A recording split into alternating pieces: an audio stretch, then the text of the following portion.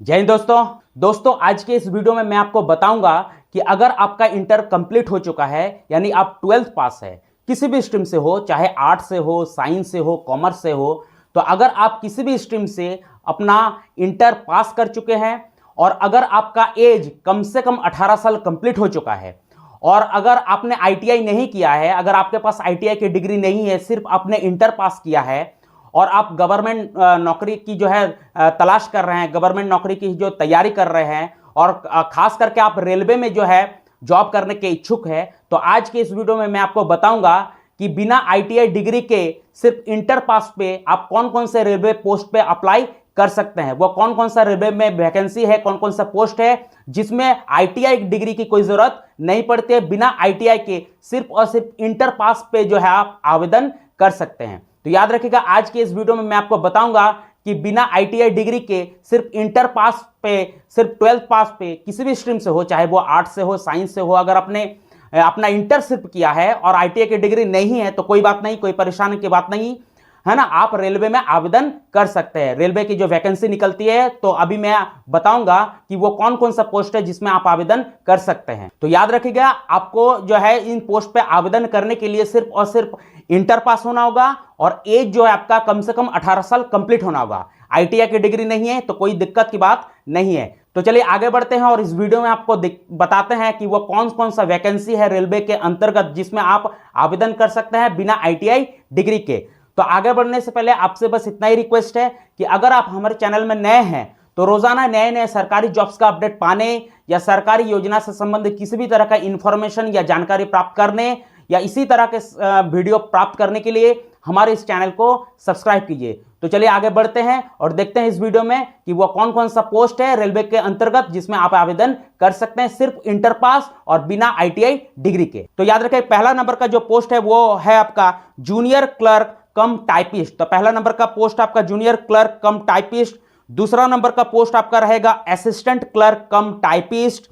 तीसरा नंबर का जो पोस्ट आपका रहने वाला है वो आपका है ट्रेन क्लर्क। चौथा नंबर का पोस्ट आपका जूनियर ट्रेन टाइम कीपर रहने वाला है। ट्रेन जहां रुकती है, किस स्टेशन में कितना बजे पहुंची है, कितना बजे वहां पे होल्ड की है, तो इस तरह का जो टाइम होता है ना, टाइम को जो आपका मेंटेन किया जाता है, टाइम के डेटा को जो है इस तरह से मेंटेन किया जाता है, रखा जाता है, तो उनका काम होता है आपका टाइम कीपर का। और फिफ्थ नंबर का जो आपका पोस्ट रहने वाला है वो है आपका कमर्शियल कम टिकट क्लर्क यानी टीसी जिसको कहते हैं। तो याद रखिएगा, इन 5 पोस्ट पे जो है आप आवेदन कर सकते हैं। अगर आप इंटर पास से, आपका मिनिमम एज 18 साल कंप्लीट हो चुका है और आईटीआई की डिग्री नहीं है तो भी कोई बात नहीं, आप इन सारे 5 जो पद मैंने बताए, इन 5 पदों में से आप अप्लाई कर सकते हैं, आवेदन कर सकते हैं। ये इन 5 पोस्ट के लिए जो है आईटीआई डिग्री की कोई जरूरत नहीं होता है। चलिए अब क्वालिफिकेशन को देख लेते हैं कि कौन कौन इसको आवेदन कर सकते हैं। तो वो तो मैंने आपको पहले ही बता चुका है कि अगर आप इंटर पास से, 12th पास से, किसी भी स्ट्रीम से हो, चाहे वो आर्ट्स से हो, साइंस से हो, कॉमर्स से हो, तो आप इन 5 पोस्ट में से किसी एक पोस्ट पे जो है आवेदन कर सकते हैं। ठीक है, तो याद रखिएगा कि आर्ट्स वाले भी इसमें अप्लाई कर सकते हैं, साइंस वाले भी इसमें अप्लाई कर सकते हैं और कॉमर्स वाले भी इसमें अप्लाई कर सकते हैं। यानी स्ट्रीम का इसमें कोई बैरियर या लिमिटेशन नहीं है। सिर्फ और सिर्फ आप अगर इंटर पास कर चुके हैं तो आप इसमें आवेदन कर सकते। एज लिमिट का अगर बात करें तो याद रखेगा 18 से 33 रहता है आपका, मिनिमम 18 साल और मैक्सिमम का 33 साल जनरल और ईडब्ल्यूएस कैंडिडेट के लिए रहता है आपका, याद रखें। तो याद रखें कि जनरल और ईडब्ल्यूएस के लिए जो एज लिमिट रहेगा वो आपका 18 से 33 साल, यानी मिनिमम 18 साल तो होना ही होगा ये इसमें आवेदन करने के लिए। ठीक है, और साथ ही साथ ओबीसी वालों को जो है 3 साल का और एससी एसटी वालों को जो है 5 साल का अधिकतम उम्र में जो है छूट मिलता है। यानी ओबीसी वाले जो है 36 साल तक आवेदन कर सकते हैं। यानी ओबीसी के लिए जो है एज लिमिट आपका 18 से 36 साल रहने वाला है और एससी एसटी वाले के लिए जो एज रिलैक्सेशन आपका 5 साल तक देता है। यानी एससी एसटी वाले 38 साल तक, यानी उनके लिए, एससी एसटी वाला के लिए जो है एज लिमिट आपका 18 से 38 साल रहने वाला है। तो याद रखिएगा, इस तरह से जो है एज लिमिट रहता है आपका जनरल, ईडब्ल्यूएस, एससी एसटी और ओबीसी कैंडिडेट के लिए। ठीक है, चलिए आगे बढ़ते हैं और देखते हैं कि कितना सैलरी मिलता है। तो इसमें कम से कम आपका जो मिनिमम सैलरी रहेगा वो आपका इन हैंड सैलरी मिलने वाला है। याद रखेगा, इन हैंड 35,000 कम से कम आपको सैलरी मिलने वाला है। और उसके साथ साथ जो है सेंट्रल गवर्नमेंट की ओर से दूसरे सब जो भत्ते होते हैं वो भी आपको मिलेगा। यानी इनिशियल पे, यानी दूसरे सब भत्ते को छोड़ दें अगर, तो सिर्फ आप इसमें आपका सैलरी, इसमें वेतन आपको 35,000 पर मंथ मिलने वाला है। और साथ ही साथ दूसरे भत्ते को मिला देंगे तो 35,000 से अधिक हो जाएगा। यानी बहुत ही बढ़िया इसमें जो है सैलरी रहता है अगर आपका इसमें सिलेक्शन होता है। तो चलिए अब सिलेक्शन प्रोसेस को देख लेते हैं कि सिलेक्शन क्या है, चयन प्रक्रिया क्या है इसमें। तो याद रखिएगा इसके सिलेक्शन प्रोसेस के अंतर्गत आपका 4 स्टेज रहता है। पहला स्टेज आपका CBT 1 एग्जाम रहता है। CBT का मतलब होता है कंप्यूटर बेस्ड टेस्ट रहता है। दूसरा स्टेज आपका CBT 2 होता है। तीसरा इसमें टाइपिंग होता है, याद रखिएगा इंटरव्यू नहीं होता है, टाइपिंग स्पीड जो है आपका चेक किया जाता है। और चौथा स्टेज जो है वो आपका डॉक्यूमेंट्स वेरिफिकेशन होता है। तो यानी अगर मेनली हम देखें तो 3 स्टेज होगा आपका, CBT 1, CBT 2 और आपका टाइपिंग स्पीड। उसके बाद ये अगर तीनों स्टेज को जो क्लियर कर लेते हैं उसके बाद तो उसका डॉक्यूमेंट्स वेरिफिकेशन होता है। डॉक्यूमेंट्स में तो वो सही डॉक्यूमेंट्स ही प्रेजेंट करेगा। तो इस तरह से याद रखिएगा इसके सिलेक्शन प्रोसेस के अंतर्गत आपका 3 स्टेज है। और याद रखिएगा इसमें हर एक स्टेज को क्लियर करना पड़ेगा, पास करना पड़ेगा। यानी अगर आप CBT 1 के एग्जाम को क्वालिफाई करते हैं तभी आपको CBT में बैठने के लिए मिलेगा। फिर जब आप CBT 2 को जो है क्लियर कीजिएगा तो फिर आपका जो है टाइपिंग टेस्ट लिया जाएगा। तो इस तरह से याद रखिएगा। तो अगर आप CBT 1 को नहीं क्लियर कर पाएंगे, मान लीजिए फेल कर जाएंगे, क्वालिफाई नहीं कर पाएगा जो, तो उसको CBT 2 में बैठने के लिए नहीं मिलेगा। तो इस बात का आप ध्यान रखिएगा, इसमें हर एक स्टेज को आपको क्लियर करना पड़ता है। ठीक है, चलिए आगे बढ़ते हैं और देखते हैं कि CBT 1 में किस किस टॉपिक से, किस किस सब्जेक्ट से क्वेश्चन पूछता है। तो याद रखिएगा CBT 1 में आपका मैथ के जो है 30 क्वेश्चन पूछे जा सकते हैं, 30 क्वेश्चन पूछते हैं और हर एक क्वेश्चन आपका 1-1 मार्क्स का होता है, याद रखिएगा। तो उस हिसाब से मैथ के 30 क्वेश्चंस 30 मार्क्स के पूछे जाते हैं। रीजनिंग के जो है 30 क्वेश्चंस 30 मार्क्स के पूछे जाते हैं।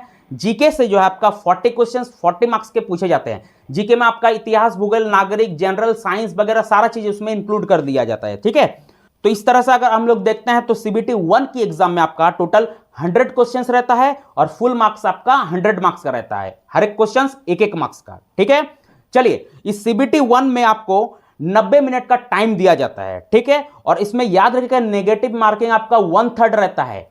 यानी अगर 3 क्वेश्चन आप गलत करते हैं तो आपसे 1 मार्क्स जो है काट लिया जाता है। तो याद रखिएगा सबसे इंपॉर्टेंट चीज है कि CBT 1 में आपका नेगेटिव मार्किंग रहता है 1/3। तो सारे क्वेश्चन को आपको केयरफुली अच्छे तरह से जो है सॉल्व करना पड़ सकता है। ठीक है, तो 3 क्वेश्चन गलत कीजिएगा तो आपका 1 मार्क्स कटने वाला है। ठीक है, चलिए अब आगे बढ़ते हैं कि मान लीजिए जो CBT 1 को क्लियर कर लिया तो उसको अब CBT 2 देना पड़ेगा। तो CBT 2 में भी आपका सेम सिलेबस रहने वाला है, याद रखिएगा, है ना। जैसे CBT 1 में आपका मैथ, रीजनिंग और जीके सब्जेक्ट से क्वेश्चन पूछा था ना, तो CBT 2 में भी आपका सेम सिलेबस रहने वाला है, सेम आपका टॉपिक रहने वाला है। यानी इसमें भी आपका मैथ से जो है 35 क्वेश्चन पूछे जाएंगे। फर्क यही था कि CBT 1 में मैथ के 30 क्वेश्चन थे और CBT 2 में आपका 35 क्वेश्चन हो जाएगा, मतलब 5 क्वेश्चन आपका बढ़ने वाला है मैथ में। वही अगर बात करें रीजनिंग के तो रीजनिंग में आपका 35 क्वेश्चंस 35 मार्क्स के पूछे जाएंगे। यानी CBT 1 में जैसे रीजनिंग से जो आपका 30 क्वेश्चंस था, इसमें आपको 35 क्वेश्चंस रहने वाला, यानी 5 क्वेश्चंस इसमें भी बढ़ेगा आपका। जीके का जो है आपका 50 क्वेश्चंस 50 मार्क्स के रहने वाले हैं। यानी CBT 1 में जीके में 40 क्वेश्चंस रहता था, इसमें 10 क्वेश्चंस आपका बढ़ जाएंगे। तो याद रखिएगा CBT 1 और CBT 2 में आपका सेम सिलेबस रहने वाला है, सिर्फ और सिर्फ CBT 2 में आपका नंबर ऑफ क्वेश्चंस, है ना, क्वेश्चन की संख्या जो आपका बढ़ जाएगा। तो इस तरह से CBT 2 में आपका 120 क्वेश्चंस रहेगा और 120 मार्क्स का रहने वाला है। टाइम इसमें भी आपको 90 मिनट का दिया जाएगा और नेगेटिव मार्किंग इसमें भी आपका 1/3 रहेगा। यानी 3 क्वेश्चन गलत कीजिएगा तो आपका 1 मार्क्स काट लिया जाएगा। ठीक है, चलिए अब CBT 2 को जो क्लियर कर लेगा तो फिर उसका जो है टाइपिंग स्पीड टेस्ट होगा। ठीक है, और टाइपिंग टेस्ट के अंतर्गत जो है कैंडिडेट से जो है 30 वर्ड्स पर मिनट के हिसाब से जो है आपका टाइपिंग स्पीड होना जरूरी है। ठीक है, यानी कुछ वर्ड्स दे देंगे, उसको आपको टाइम के भीतर उसको आपको टाइप करना पड़ेगा। ठीक है, तो याद रखिएगा टाइपिंग स्पीड, टाइपिंग टेस्ट के अंतर्गत कैंडिडेट का जो टाइपिंग स्पीड वो 30 वर्ड्स पर मिनट यानी 30 शब्द पर मिनट जो है होना चाहिए। यानी 1 मिनट में 30 वर्ड उसका स्पीड होना चाहिए, टाइपिंग स्पीड होना चाहिए। चलिए एक चीज याद रखिएगा, इसमें कोई इंटरव्यू आपका नहीं होता है। तो देखिए यही कुछ डिटेल्स था इस भर्ती से जुड़ा हुआ। तो अगर आप इंटर पास है, आपके पास ITI की डिग्री नहीं है, तो आप अपना जो है और अपनी नौकरी करना चाहते हैं रेलवे में, तो मैंने जो ये सब पोस्ट के बारे में बताया, सारे एलिजिबिलिटी क्राइटेरिया, सारे टोटल चीज को मैंने बताया, तो मैं आशा करता हूं कि आपको अच्छे से समझ में आ गया होगा। तो चलिए मिलते हैं नेक्स्ट वीडियो में, तब तक के लिए जय हिंद।